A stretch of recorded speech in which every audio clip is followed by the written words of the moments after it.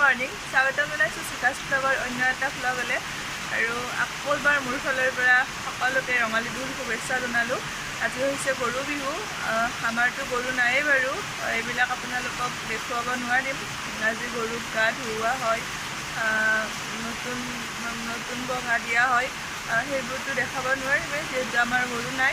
আৰু এয়া মই মুখত হালধি লগাইছোঁ আৰু মাহ লগাইছোঁ চুলিত, সেয়া আৰু যিখিনি পাৰোঁ আপোনালোকক দেখাই থাকিম।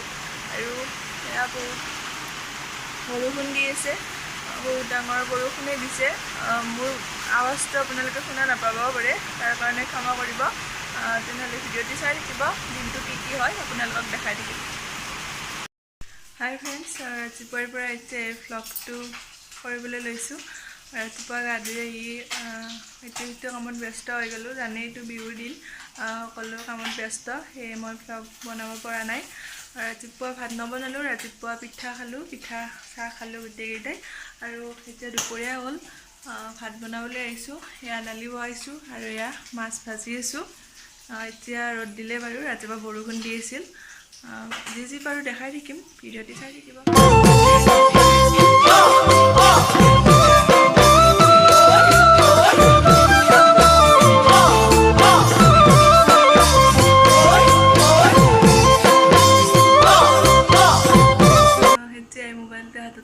ভ্লগ বনাওঁ বুলি তেতিয়াও কৈছিলোঁ যে দিনটো কামত ব্যস্ত আছোঁ, মই আজি ভালদৰে ভ্লগ বনাব পৰা নাই। আৰু ৰাতিপুৱা যিখিনি হয় মানে গৰুক গা ধুওৱা, মাহ হালধি দিয়া গৰুক, এইখিনি দেখুৱাব নোৱাৰিলোঁ কাৰণ আমাৰ গৰু নাই। সেয়াই আৰু অলপ যি পাৰোঁ সেয়াই দেখাইছোঁ। আৰু এতিয়া মই পাকঘৰলৈ আহিছোঁ। এয়া গুড়া ভাজি আছোঁ, পিঠা বনাম বুলি ভাবিছোঁ। আৰু এয়া নাৰিকল লৈছোঁ, কি পিঠা বনাওঁ দেখাম বাৰু আপোনালোকক, চাই থাকিব। এয়া মই নাৰিকলখিনিত গুড়া দিছোঁ, ভাজি লোৱা গুড়া, চেনি দিছোঁ আৰু নিমখ অকণমান দিছোঁ, দি পানীৰে এনেদৰে মঠি থাকিব। ক্ষমা কৰিব, মই সেইখিনি টাইমত ফোন আহিছিল মোৰ এটা, মই সেইকাৰণে সেইখিনি ৰেকৰ্ড কৰিব নোৱাৰিলোঁ। আপোনালোকক সেয়ে কৈ দিছোঁ, এনেদৰে মঠি থাকিব, আটা যেনেদৰে মঠে তেনেদৰে। এয়া মোৰ হৈ গ'ল মঠি লোৱা।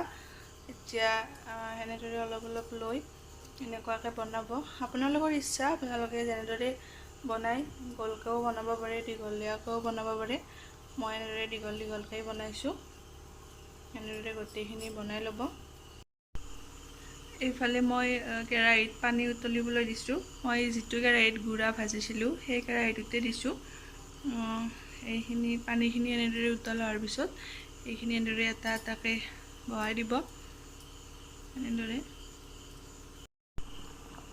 বহুত সহজ হয় বনাবলৈ, আপোনালোকে ইচ্ছা কৰিলে বনাব পাৰে। সেয়া উতলি আছে, অলপ টাইম উতলাৰ পিছত আমি সেইখিনি এবাৰ লাৰি দিম যাতে পিঠাখিনি দুয়োটা ছাইড ভালদৰে হৈ যায়। এয়া পিঠাখিনি হ'বৰ হৈছে আৰু এয়া চাওক কি ধুনীয়া এটা হৈছে। অলপ পিছত এনেদৰে চাব আপোনালোকে, এনেদৰে যদি সেয়া ধুনীয়াকৈ ভাঙি গৈছে, তাৰমানে হৈছে আৰু অলপ টাইম পিছত সেয়া নমাই দিম। হাই ফ্ৰেণ্ড, ৰাতিৰ ভাত খালোঁ। গধূলিৰ পৰা ভ্লগটো বনোৱা হোৱা নাই। গধূলি পিঠা বনাই উঠাৰ পিছতে ঘৰৰ পৰা ফোন কৰিছিলে, মায়ে ক'লে দেউতাহঁত আহিব বুলি। সেয়ে সোনকালে ভাত বনালোঁ। দেউতাহঁত আহিছিল, দেউতা আৰু খুৰা ভাত খাই গ'লোঁ ঘৰত। সেইকাৰণে সোনকালে ভাত বনালোঁ আৰু বহুত জল্দি হ'ল, সেয়ে দেখাব নোৱাৰিলোঁ।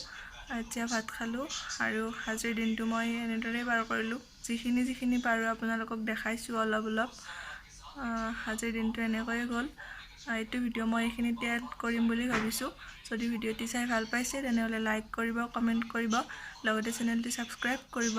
আৰু যদি ভিডিঅ'টোত কিবা ভুল হৈছে তেনেহ'লে প্লিজ কমেণ্ট কৰি জনাব। পুনৰ লগ পাম আন এটা ভিডিঅ'ৰ সৈতে।